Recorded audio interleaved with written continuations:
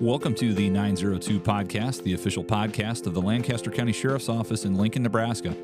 I'm Captain Vik, and I want to thank you for listening. This podcast will give you an inside look at LSO with topics and guests to discuss public safety issues impacting Lancaster County. Be sure to subscribe for highlights on news, cases, and the people working for you at LSO. You can also follow us across social media at LSO Nebraska on Facebook, X, Instagram, TikTok, and YouTube. Once we got back into the station, it seemed very chaotic there as well. Everyone was yelling. I was new, and I can tell by people's expressions that something was really, really wrong. I knew Jimmy was hurt real bad, but didn't know how he was doing or if he was even alive. But I wanted to know if he was okay. A supervisor came in and said, "Yep, Jimmy's in surgery right now, and I think he's going to be okay. They think he's going to live." I was relieved to know that. That was all I cared about at that moment. They got me in an interview room, and I'm thinking, this is where they bring suspects, the bad guy room. Those cameras in there and everything, I'm thinking, oh man, am I in trouble? I didn't know what to think. I started second-guessing myself. I felt really alone. As long as Jimmy was okay, I'll take whatever's coming to me. I did the best I could. I was covered in blood. I had short-sleeved shirt on. It was caked all over my arms and cracking when I moved. I had been in there long enough, and finally someone came in and asked if I needed anything, and I said a cup of water would be good. A detective came in later and said, "You're probably going to want to talk to your wife." I said, "Okay, can you take me to a phone?"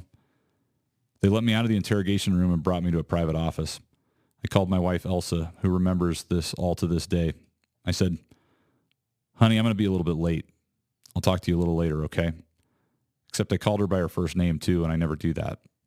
I always called her honey or sweetie, and then she said, "Something doesn't sound right. Are you okay?"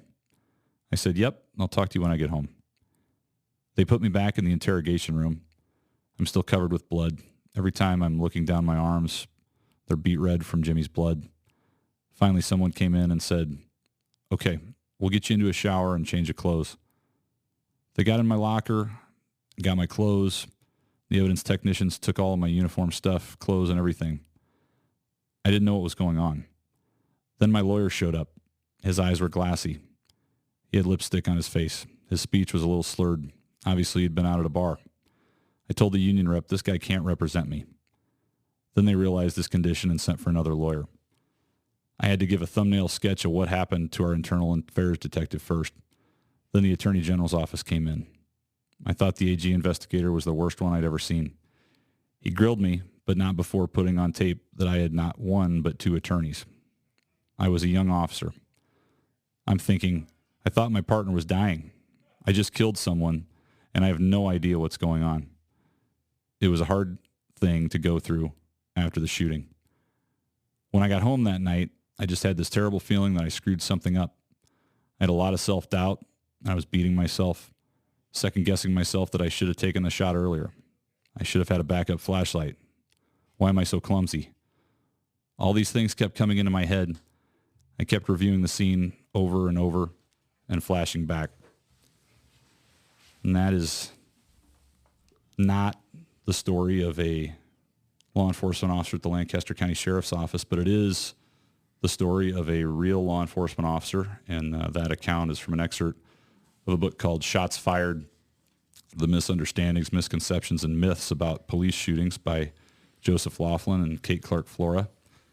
But that's what we're going to talk about today is officer-involved shootings and our force investigations team. And to do that, Sheriff Wagner, Chief Deputy Houchin here as always. Thanks for being here, guys. Good afternoon. Happy Friday.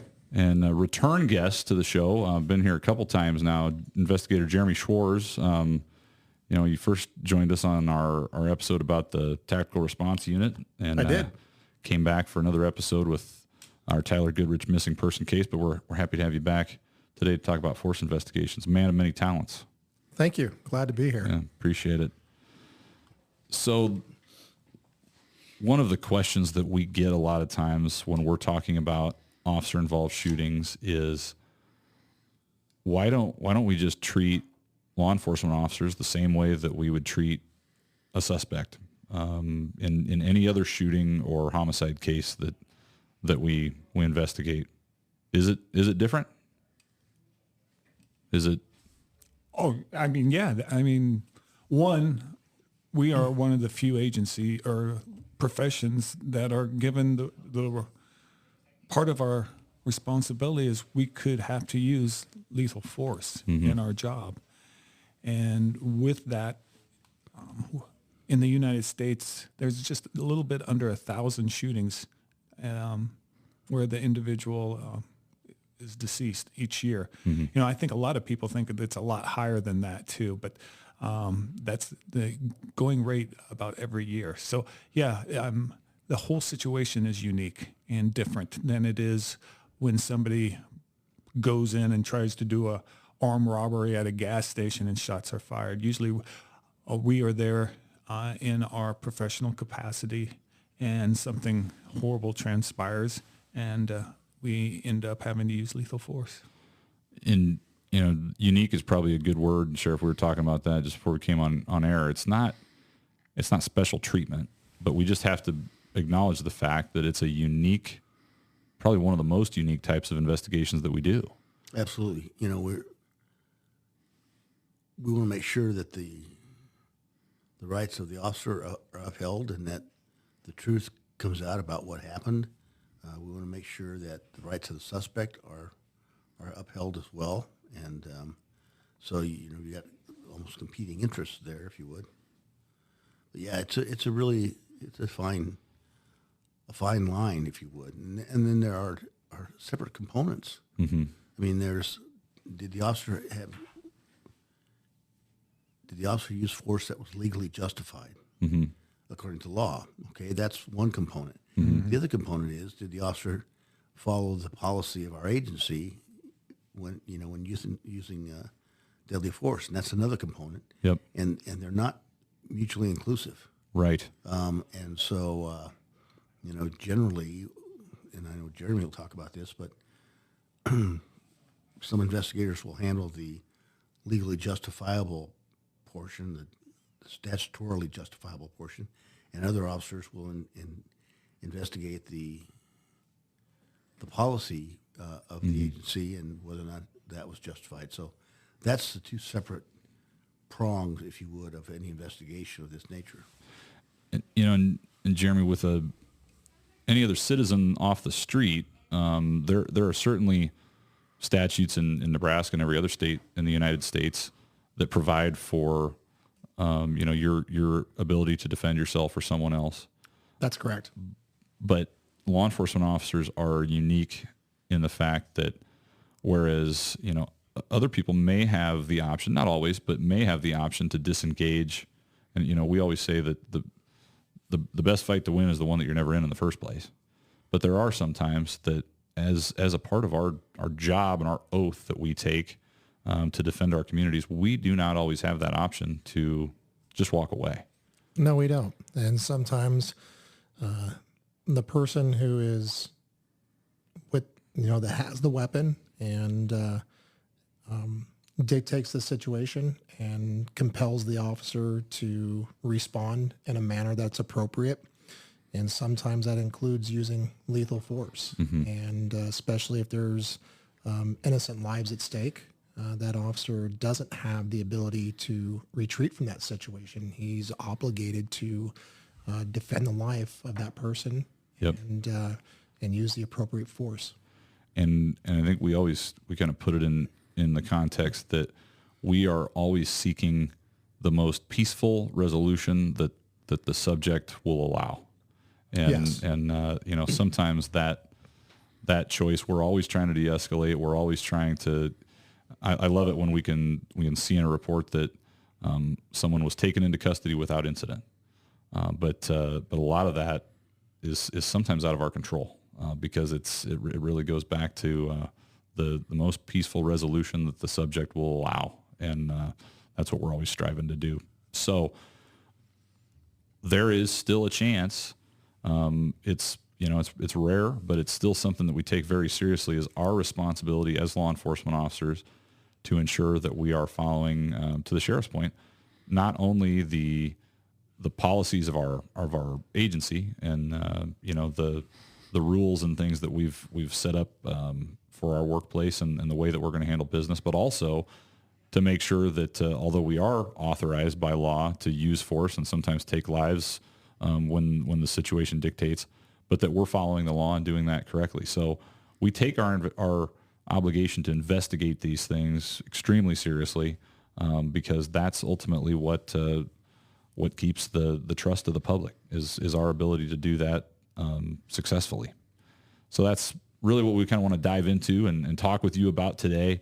And we'll get into the history of this a little bit, but kind of your qualifications for this, Jeremy. You're a very active member of our force investigations team, and we'll talk about that, how that came about here in a little bit. But let's walk through, an officer-involved shooting happens, and this could happen for any type of force investigation. It doesn't have to be a shooting. Sometimes it could be, just a hand-to-hand type of force that we're looking at. But I think for simplicity's sake, we're going to focus more on officer-involved shootings because those are probably the bigger ones that we would employ the force investigation team for. But let's talk a little bit about what happens after that shooting takes place. A lot of times it'll start with some sort of call, some sort of law enforcement response, and sometimes these things go very quickly out in the field. And it can go. We'll talk about a few examples here, but what can start out as a fairly benign contact without a whole lot of indication that something is going to go wrong, within a matter of seconds, sometimes you can hear on the radio, "Shots fired. I've got a party down. Start medical." Right. Mm-hmm. And I guess that's really kind of how this whole process gets started. So what happens after that? Well, the thing too, we got, the reason why this unit was started, the sheriff has a choice. He can have us investigate it. He can have an outside agency investigate it, or have the force team investigate it. So a lot of times I would say we don't, if it's our deputies, we're probably not going to be, I guess, the lead agency in investigating that. And that's for the transparency part of it. So Correct. That's with our team on that. I guess with the Nebraska State Patrol and the Lincoln Police Department, that's when they are involved in something and we aren't. That's when our unit ends up going and being the lead agency in those incidents. So generally regardless of who conducts the investigation, though, we're starting two separate but parallel investigations at that point. That's right. And so let's focus first on the criminal, we'll call it the criminal side of the investigation, to make sure that the force that was used was lawful. So regardless of which agency which agency takes that assignment, what are kind of some of the things that are going on after the smoke clears, so to speak? Well, I'll take you to just kind of a general, once the shots are fired, the radio call's made, and medical shows up, the officer or officers, whether that be from the sheriff's office, the Lincoln Police Department, or the Nebraska State Patrol, or even a federal agency that we may partner with, at the scene, those officers they're separated. They're treated for medical issues if that needs to be addressed. And then most importantly, a supervisor is reaching out to those officers involved in going over a public safety statement. And that's to obtain critical information that's necessary for the start of the investigation. And those are questions. There's roughly, I want to say 8 to 9. Correct me if I'm wrong, Ben. They are 7. 7. And those questions are asked, and we use that information to start our investigation. And then those officers are assigned a peer support and evidence officer. And then those officers are transported back to their respective team station, or here at the sheriff's office, at the Hall of Justice, or even the Nebraska State Patrol. And from there, that's where they have an opportunity to meet with their union lawyer and and then that's where the collection of evidence takes place, and they have a chance to talk with their command staff about what the next process is for them in terms of administrative leave, and then we designate a time to have a interview with them. If you want a challenging career, a career where you can make a difference in your life, your family's life, and the lives of those in your community, come and join the Lancaster County Sheriff's Office. To learn more or to apply, visit us online at www.joinlso.com. So, Ben, that's probably another good example of the public safety statement is not something that we would read to another citizen that we're investigating after a shooting or after a homicide. Correct. It's something that's unique to law enforcement officers, and maybe you can talk about just some of the questions that are on there and why we ask them. Yeah, of course. Yeah, like we said, we are ordering them at that time to talk. Mm-hmm. They can't say, I don't want to talk. I want my attorney, because these are directed. And if they don't, discipline can occur. Right. And the good thing is most deputies, at least here at our agency, we've done training with them on this sheet. And so this is not going to be a shock to them. And we've also talked to the union attorneys, and they've agreed that these questions are important and need to be answered. So the first one is what type of force did you use? So sometimes it could be a taser. It could be, something other than your firearm. A baton. Or yes. Yeah. Then it says, if you discharge the firearm, describe the direction and number of shots fired.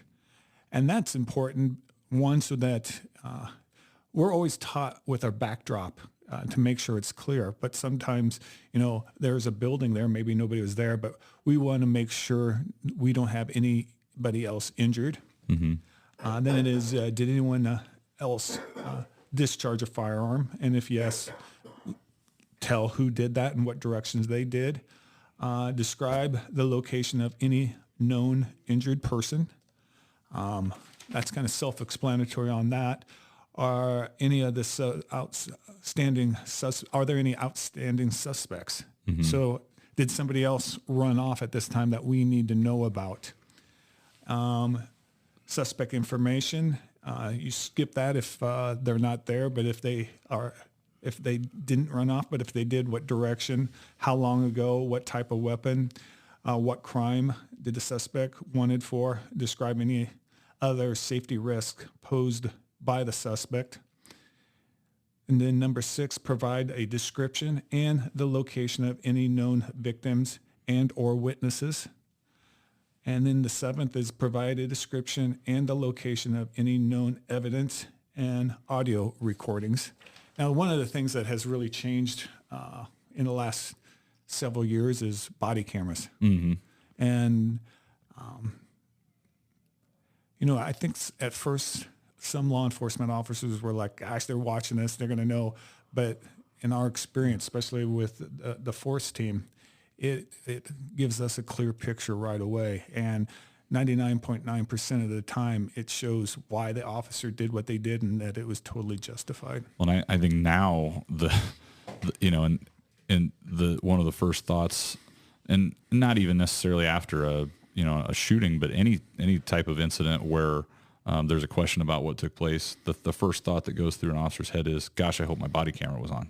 Absolutely. And it didn't always used to be that way, because there was, oh gosh, is it going to catch me doing something, screwing something up, or, but I think most cops. Am I singing in my car? Yeah, but I think most cops now are like, gosh, I sure hope my body camera was on, because it's going to answer so many questions. And, yes. And you guys, I'm sure find that on the backside when you're investigating, that it certainly frees up, a lot of time for you. It doesn't tell the whole story. No, cameras, body-worn cameras, in-car video cameras are great.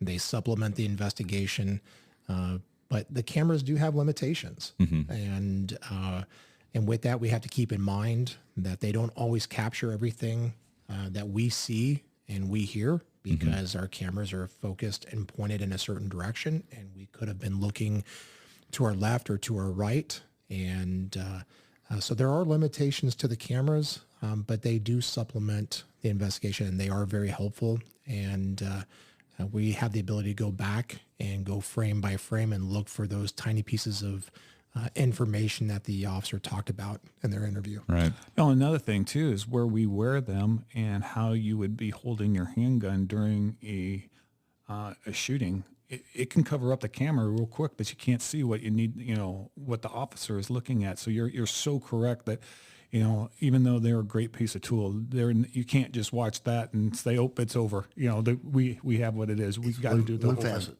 One facet. One facet. Yep. Perfect. Yeah. Yes. And, this is a little bit nuanced into the weeds on this, but, you mentioned we're compelling them to answer those questions.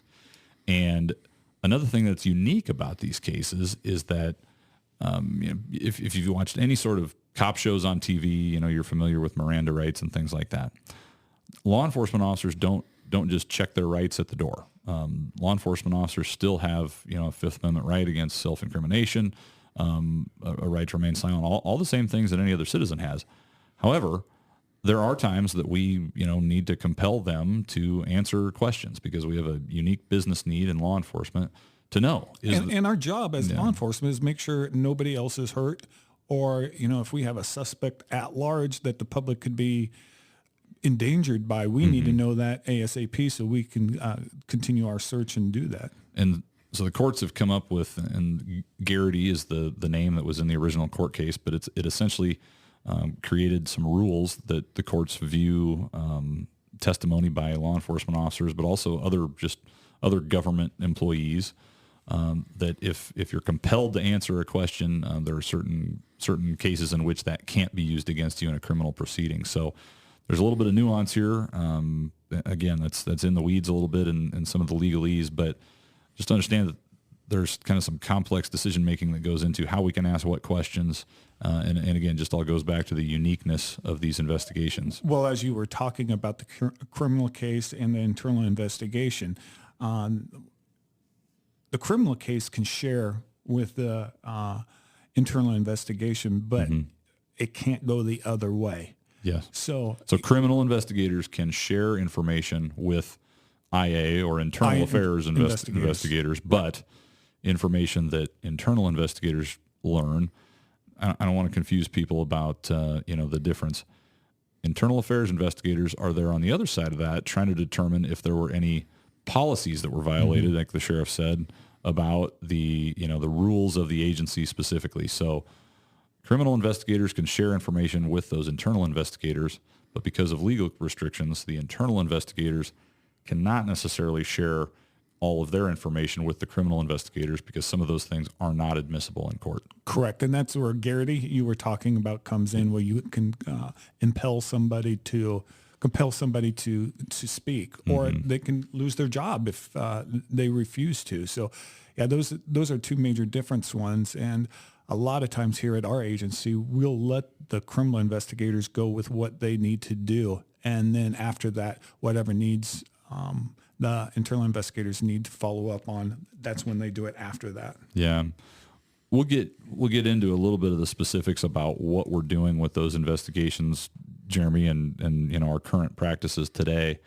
But Sheriff, when it comes to the administrative leave, what types of things are you thinking about when it comes to administrative leave, and why would we put someone on administrative leave? Well, they've just been through a very traumatic experience. They need some time to decompress. They need some time to, speak with their counsel and determine what their next course of action is going to be. And then it's our responsibility to make sure that our policies were followed and that the deputy is able to return to duty without that psychological burden of having just taken a human life. It also gives it a chance for the investigators some time to get a hold of what actually transpired and do that so that we are able to tell the public, hey, this officer or this deputy did it properly, and now that they can come back, and you can't do that usually in 24 hours. This isn't like television and all that. Some of these take a lot of time to get through, and it's like the sheriff said too, it gives them a mental break, because we don't interview the officers. We wait 48 hours to conduct the interview with them. So part of it is wellness to take care of the officer, because they've been through a traumatic, psychologically potentially damaging experience. Part of it is functional, with just the logistical needs of the investigation. Correct. But part of it too, and I know, Sheriff, we talked about this, there is a community caretaking part of this. I mean, we have an obligation. Obviously, we want to make sure that we're watching out for the welfare of our officers, but we also want to make sure that before we return that person to duty, that they're not a danger to the public. Right. Either A, because they're not mentally ready to go out and do the job that the public needs them to do, or B, and it doesn't happen often, but it does happen, if someone's done something wrong, whether it's procedurally wrong or even, God forbid, criminally wrong, we have an obligation to make sure, at least to the extent that we can, within a short amount of time, that we believe that this person followed the law and followed the rules before we return them to duty. And there's, the public wants to know right away, but they also want to know that we're conducting a very thorough investigation into the events that took place, so that we can provide that factual basis.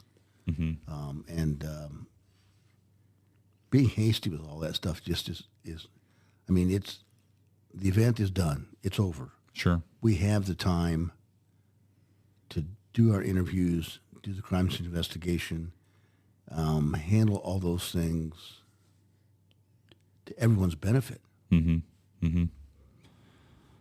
So, Jeremy, while all of this is going on, you and your team are doing your work, and we'll get into some more of the specifics about that, but it's all with the goal of ultimately what happens with the information that you and your team produce. Where does that information go on the criminal side of the investigation?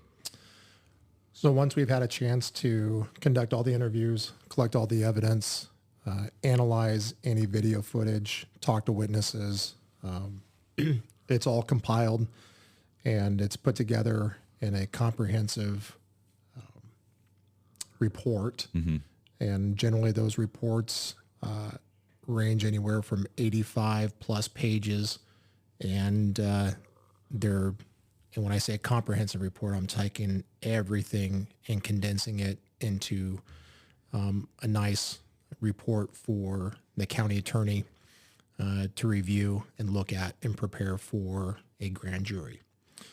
And that report is also provided to the chief, the sheriff, and what other command staff of the involved agency. They get a copy of the report. Now, that's another different thing that regular citizens don't go through, is what Jeremy just said is the grand jury. And even if we, in our investigation, feel like that was a clean, justified officer-involved shooting, they still, because of the state law, Nebraska state law,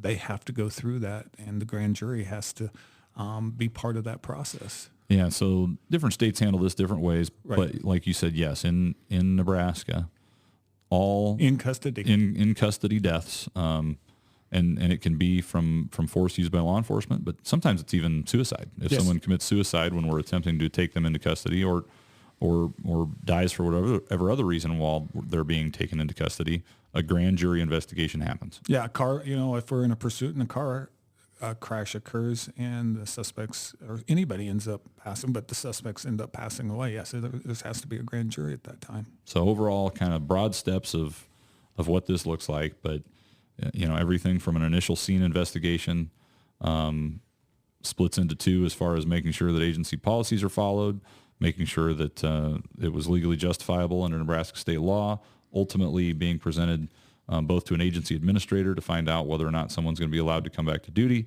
but then also to a grand jury to determine whether or not any criminal charges need to be filed. Right. And I think that's the most important thing that the public understands is the force investigation team, our job is to provide the information to the administration of the involved agency or agencies, and then also to the county attorney who then provides that to a grand jury. Ultimately, it's the grand jury that decides those criminal charges. It's not me as the investigator making that opinion or that decision, but it's the grand jury. Yeah, you're investigating and providing those finders of fact with the facts that they're going to use to ultimately reach a conclusion. Correct. Yeah. Well, we're going to get to the force investigation team in a little bit, but Ben, Sheriff, like Jeremy said, we haven't always had a force investigation team. And what did these types of investigations look like in the past? Well, yeah, there's really been an evolution in these kinds of investigations, and All across the country. all across the country. It seems like we would go 20 years here without an officer-involved shooting. And so the infrequency in which those investigations were conducted, you just didn't have you hadn't developed the skill set to conduct that investigation. And so we'd call in another agency that maybe had more experience handling those kinds of things and handle one prong of the investigation, and we would handle the administrative prong of that investigation. And then as the years have evolved, there needs to be transparency in these investigations and no appearance of impropriety. So the public really has demanded that if an agency involved in an officer-involved shooting, that an outside agency conduct the investigation to maintain that impartiality. Yeah. And so that really was sort of the birth of the force investigation team. Was that kind of the beginning of that whole emphasis on having outside agencies conduct those investigations? Yeah, like the sheriff said, we were lucky. We just did not have that many. In the last several years, we've had a lot more, and the Lincoln Police Department's been involved in some, and that's how we've ended up being part of that. We went and got a bunch of, once we decided to do this, special training in force science, and that training is how and what happens during officer-involved shootings. And so everybody who's on the FIT team has to go to that training to be part of it. And it's like you said, it's something that you never want to get good at. You never want to do these enough that you become great at them. However, you have to be great at them. Yeah. I mean, they're one of the most important investigations that you could be involved in. And I was lucky enough when I was in the criminal division as the captain, I was with Jeremy and now Captain Pashong, but then Sergeant Pashong being a part of that FIT team and working alongside with the Lincoln Police Department, because that is who we joined with. And the idea of doing that is, let's get a group of individuals who get specially trained on that, who go to these as often as they happen, so that you get some of this expertise on that. Because I believe back in 2016-17 was a shooting that occurred up by Belmont on North 14th Street. Who was that? That was Jermichael Kennedy's shooting, and that was actually the first shooting that I was involved in, where I was working the road. And then Sergeant Trotter, now retired Captain Trotter, had tasked me with bringing the mobile command vehicle. And then prior criminal sergeant, Sergeant Josh Clark, had asked me to interview the lone witness to that shooting. And I think after that one, even though I do believe we did a fabulous job on that, we kind of learned of, we need to get a special group of individuals, and the Lincoln Police Department teamed up with us, and that's when it was born and it started to occur. Yeah, I mean, and in my mind, that was, Jeremy, you and I were talking, that was right after Ferguson. Yes. Ferguson is kind of the big flashpoint in law enforcement, at least, even before George Floyd, that called into question law enforcement and their response to these incidents. And so, we swung the pendulum all the way to, we have to have an outside agency investigate this because it's important for transparency, it's important for public trust. And then we just fine-tuned that just a little bit after, at least for us, after the Jermichael Kennedy shooting, because yes, it is important to maintain that outside agency perspective. But we're lucky here in Lincoln, Lancaster County that we share so many resources that we can still maintain that outside agency control of an investigation, but at the same time still be able to tap into a lot of the resources and expertise yes. that we share when it comes to crime scene investigations, when it comes to interview and interrogation, when it comes to all of the various things that you guys do now. Purchasing specialized equipment. Yeah, sharing that equipment. Yes. So, And the big thing too we do is, whichever agency was involved in it, the agency that wasn't takes the lead and does specific portions of the investigation. Like the head of the crime scene will be the outside agency. They will be making the call, making the choices on who does what. Yeah. And then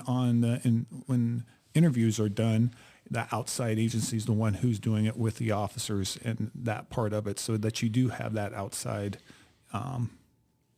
portion of it being taken care of, and especially those important areas.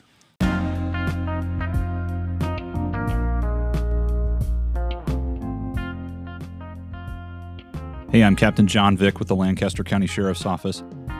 When it comes to your career, don't settle for good enough. Don't settle for ordinary. We won't either. Be different, be better, be exceptional. Start your future today at joinlso.com. So Jeremy, sometimes, when we have cases that are out in the public, we get the keyboard warriors on social media that want to know, well, have you done this? Well, have you done that? Well, why hasn't anybody checked this? And why,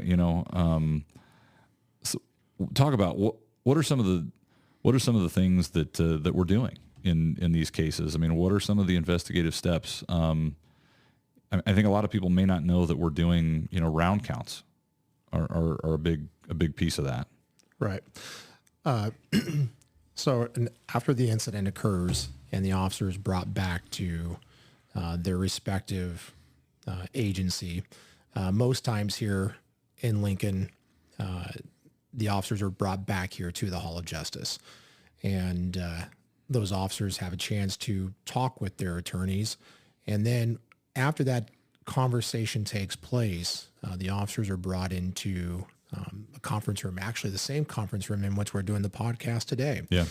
And we have the ability to record that evidence collection. And the purpose of that is we want to collect everything from their uniform to their duty belt to their vest, all the way down to their boots. And then we collect all of that. We look at their weapon. We ask them if this is their weapon. We count the rounds. We want to ensure that how they load their magazines, how many rounds, and then how many rounds are missing. They can confirm the numbers that we're counting, and then we collect everything. And then once we've had a chance to do that, that officer then is released back to his administration for a meeting with the command staff to determine their administrative leave. Mm-hmm. But it's really at that point that the officer has a chance to meet with their family, change clothes if necessary, depending on what they have left and what we've collected. And then that officer leaves. Now that's if the officer isn't injured, but if the officer is injured and is transported to a hospital, then the steps are a little different, but we still have to collect that evidence, and it just doesn't take place here at the Hall of Justice. It'll happen at the hospital, and we have to adapt to that. Mm-hmm. Generally, about 48 to 72 hours after the officer has had a chance to decompress and collect his or her thoughts, we will have an interview with that officer. And we know that prior to. We will have a chance to talk with the attorney. The attorney will say, yes, they do want to provide a voluntary interview. And then we will set up a date and a time, and we will actually come back into this same room because it's a conference room. It's not an interview room. It's not the interview room that was talked about in the book. Yeah, the bad guy room. The interrogation room, yes. Right. Yeah. It's not the interrogation room that we as cops use to interrogate the people that we are investigating. But this is a conference room large enough to accommodate the attorneys and the investigators. We can sit down, we can look at drawings, maps, we can reenact situations, but that interview is a cognitive interview. It's a time for the officer to tell us a story, and a very detailed story. It's not a yes or no, ask questions, get a response, move to the next question, ask, and then get a response. It's a time for the officer to sit and tell us what occurred. And what's most important is that officer and his attorney, or his or her attorney, will have the opportunity to review any audio or video that was collected during the incident. And once they've done that, then we do the cognitive interview, and then we will go back, and based on things that they say, we might want to draw out more information about something that they might have said that we want to expand more on. And those interviews generally can last an hour to 2 hours, and sometimes 3 to 4, just depending on how detailed we need to be based on the incident itself. Or how long it lasted. Exactly. I mean, a car chase ending up into a crash, ending up into a negotiation, into shots being fired. I mean, it really depends, because sometimes if you're just walking up to a traffic stop and all of a sudden a gun comes out, bang, bang, bang, that is such Seconds. Seconds. Yeah. Right. And I think it's important too that we look at, some officers, depending on how seasoned they are less or more detailed in their statements. And we have seen that in some of our previous interviews where we don't have to ask as many follow-up questions because the officer was so detailed in their initial storytelling that we don't have to go back and ask a lot of those follow-up questions to expand upon. So that really kind of goes into the length of those interviews. You talked about the waiting time before doing the interview. Help us understand why don't you just get them when they're fresh, when they're, it just happened. Their memory should be the best then, right? Well, there's a lot of research on memory recall, and when officers are in a dynamic incident that's rapidly evolving, we have to give those officers time for their memory to consolidate. Okay. And we want to try and capture as much of the information and the best information to extract that from their memory for the case. And so the science is out there that talks about generally 48 hours afterwards is about the best time to conduct a cognitive interview. Okay. The longer you go, we tend to start losing pieces of information. So we try to do it within about 48 to 72 hours. But sometimes, like in some of our recent shootings, we've had to wait a little bit longer because it was actually going into the holiday weekend. And so it was decided we would wait a little longer. Or sometimes if you've got someone that's been injured or there's other things that present themselves, but 48 to 72 hours is kind of your goal. Right. As far as that initial interview. We had a shooting back in 2018 where the officer was shot, and we actually couldn't interview him for a couple of weeks just due to the injury and things that were going on with that officer that we could not conduct a proper interview without having some secondary issues involved. So there's best practices. Right. And then there's just what we have to do. Exactly. Reality. Reality. So that kind of, we touched on force science just a little bit, Right. But maybe help our listeners understand what is force science, and what are some of the concepts that you and others who've been through that program learn. So Force Science is a company out of Chicago, Illinois, founded by Dr. William Lewinsky. It has evolved where he has numerous instructors, and he conducts research on issues involving speed and dynamics of shootings, movement, motor skills, behavior.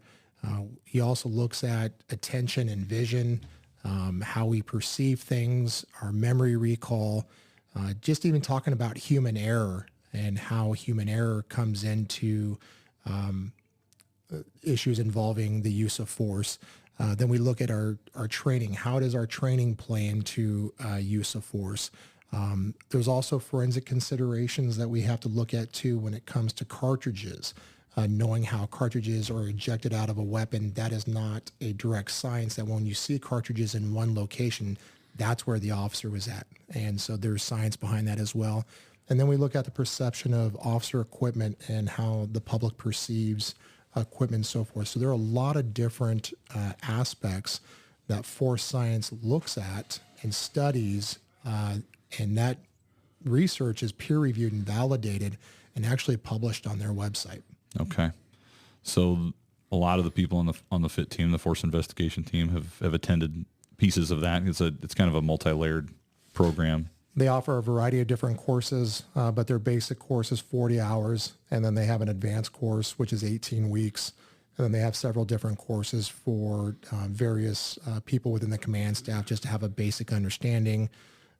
They also have courses on body-worn camera limitations, de-escalation, most of which members of our force team have been through.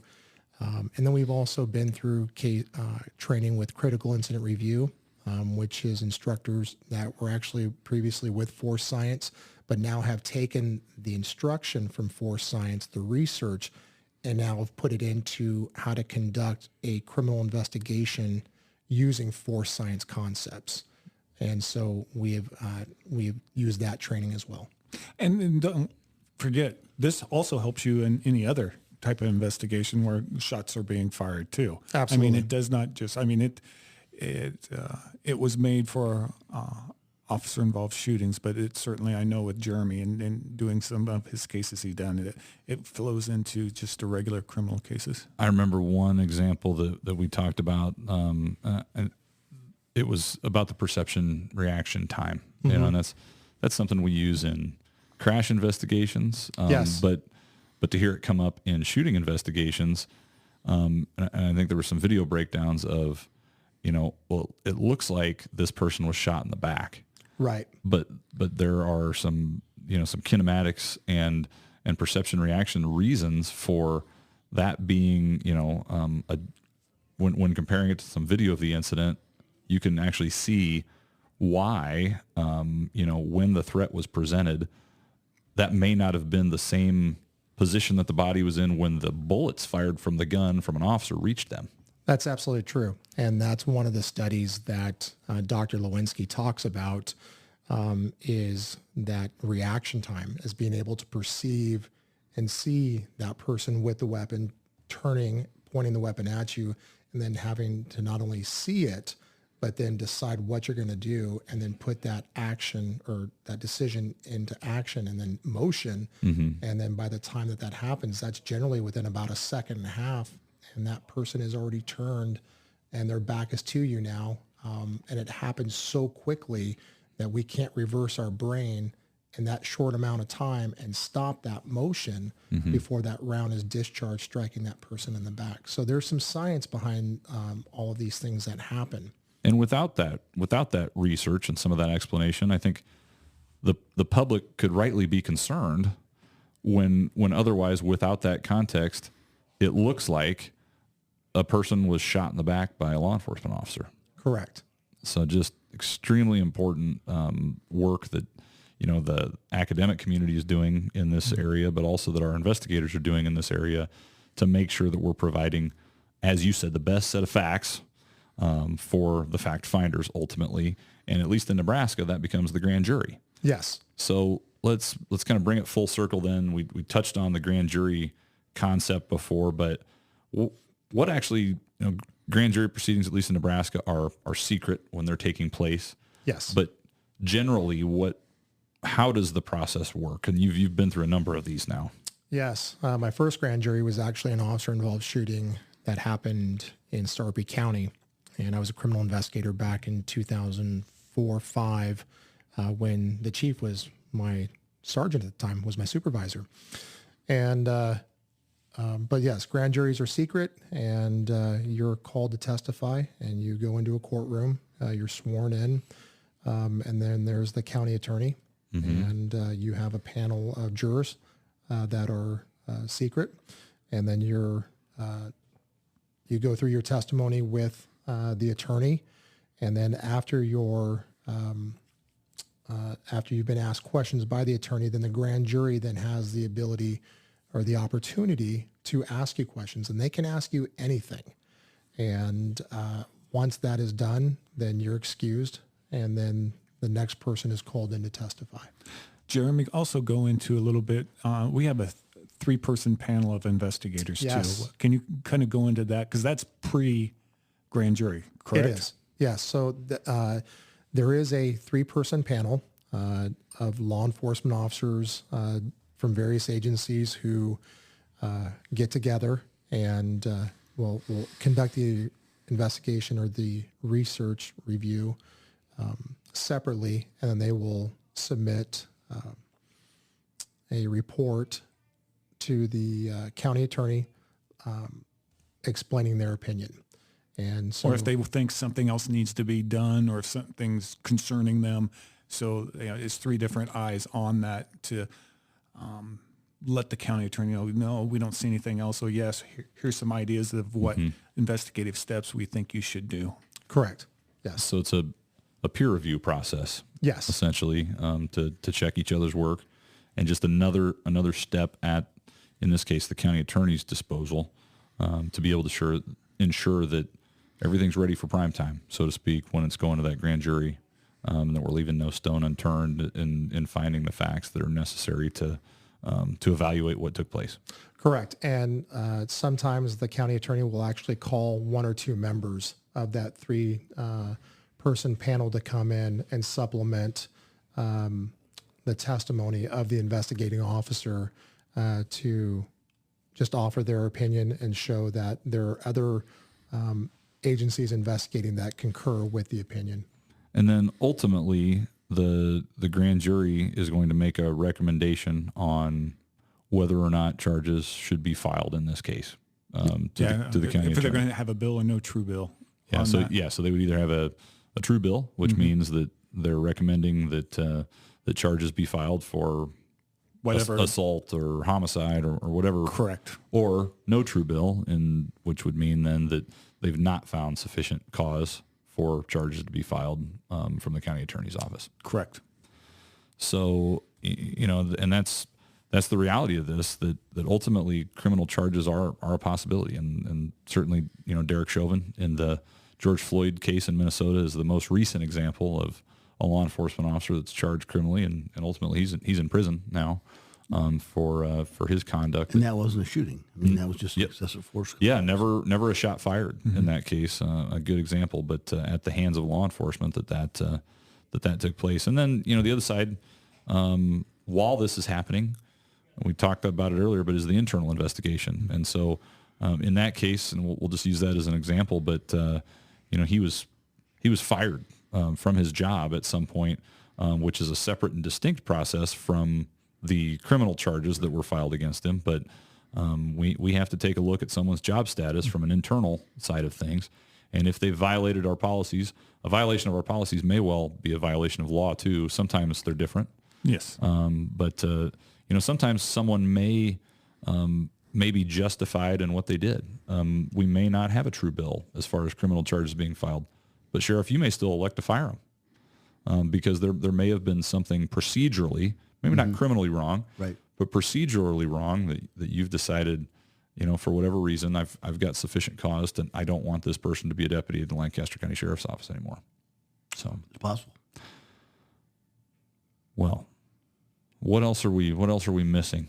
Well, the one thing too, I'd like to say, the county attorney does not have to wait for the grand jury to It's a good point. to do charges. I mean, if something is very blatantly wrong, he doesn't have to wait for that. He can go ahead and press charges right away. And I suppose a new thing we should mention in this too is that while they're secret, while they're taking place, there's a new law change in Nebraska, again, seeking transparency, that now the transcripts and some of the evidence that and exhibits that were presented to the grand jury become public afterwards. And that's something that we've gone through here recently. I know a lot of people, like, oh, why don't you release the video, right away. Well, in Nebraska, the grand jury is one of the reasons why the county attorney's office does not want that information out. And it kind of hand ties us, because I know in other states they don't have that. Yeah. And they do get the video out right away and do that. So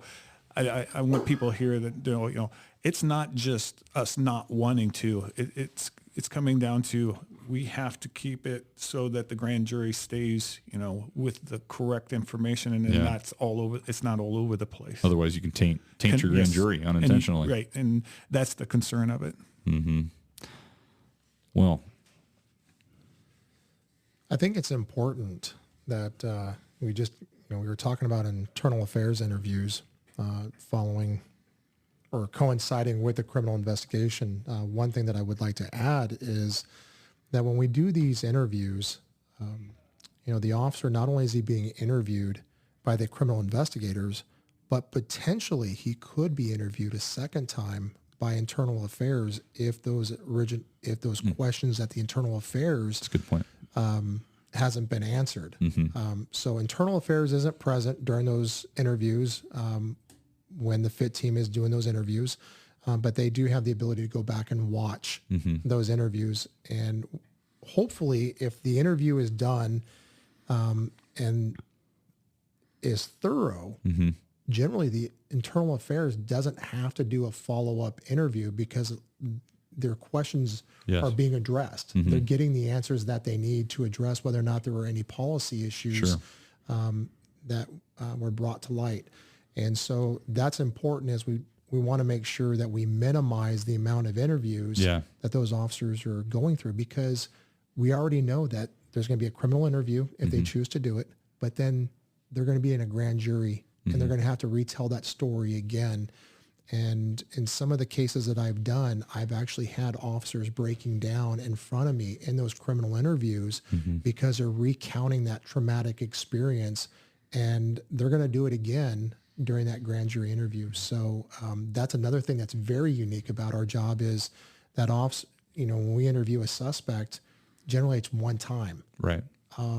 But with officers, they're having to recount and relive that experience sometimes 2, maybe 3 times. And we try to keep that as minimal as we can. Yeah, that's a good point. And one thing we've never experienced is an officer saying, I don't want to talk to you.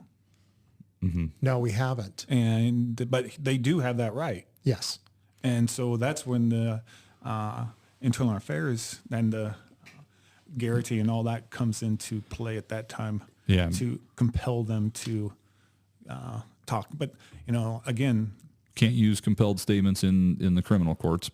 Right. But yeah, and it comes down just the goals of a criminal investigator and an internal investigator are different. We're looking at, and speaking from my history from internal affairs, we're looking at agency policy. We're looking at agency procedures. We're also looking at that from, a training lens of, is there something that we need to do differently as an agency to maybe have a better outcome from these things, whether it's from de-escalation, whether it's from a standpoint of officer safety. Maybe it was an equipment malfunction. There are things that we're looking at, just a different angle that we're approaching the same set of facts from, because we're looking at it for different reasons. Well, one of the nuances that we haven't had an experience with a whole lot is ambushes on law enforcement, and and that there's another example where training and all that can come in to we teach our officers, don't sit there by yourself, or, make sure you could see and keep, park where there's nobody so you can see anybody coming up on you and things of that nature. Cause it just has, the sad thing is it happens, and it happens too often. Yeah.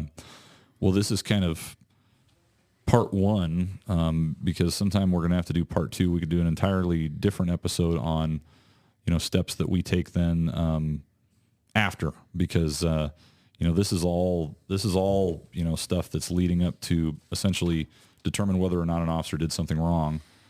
But then we have a whole nother policy and program as far as caring for our officers afterwards and what we do for them for critical incidents response and their mental health, and we'll cover that in a future episode. But Jeremy, just really appreciate you taking time today to walk us through this process.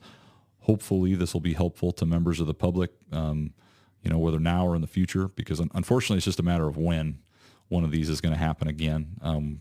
Sadly, we know that another one's going to happen sometime. Hopefully not any sooner than it needs to. But hopefully this will provide people a little bit of background as to why we do what we do. And I think the most, one of the important things is some people think that law enforcement officers live to shoot somebody. Right. And that's why they become a cop. And there's nothing further from the truth. I mean, that's the last thing an officer wants to do is to use lethal force, but must be prepared to do so when necessary. So it's a life-changing experience for the officer. There's no question about it. Yeah, and none of us wake up in the morning going, "Oh boy, I hope I can get into a shooting." That's just not what it is. It's a bad day. Bad day for everybody. And it changes people's lives. And as you know, sometimes it changes the officer to the point that they can't go on and do this job ever again. And that's the reason why when you were talking about the wellness and things, is we're trying to learn the best way so that we can keep a good employee and get them back.